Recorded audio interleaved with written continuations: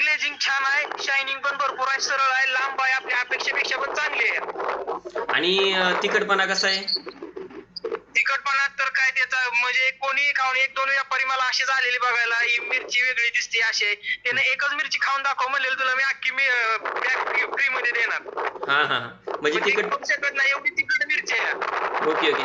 तर मिरचीच्या बाबतीत मिरचीचा डेट आणि मिरचीची जो शेंडा आहे याच्यामध्ये म्हणजे कसं आहे, लांब आहे कसं एक्सपोर्ट सारखी क्वालिटी निघाली? बघा हे आता तुम्हाला मी सरळ दाखवत आता शेंडा पण पूर्ण हिरवा आहे, लांब भरपूर आहे. हे अजून थोडे एक दोन कवळ्या तुटल्यात, पण या तोडायला यायला अजून एक 4-5 दिवस टायमिंग आहे आपल्याला. ओके. तर बाजारामध्ये तुम्हाला बाकीच्या व्हरायटींपेक्षा बाजार कमी भेटेल का जास्त भेटेल ह्या व्हरायटीला? मी आता याच्यामध्ये 30 ते 35 किलो माल तोडून मी एक मागच्या आठवड्यात विकायला नेलता जी सुरुवातीला आलेली.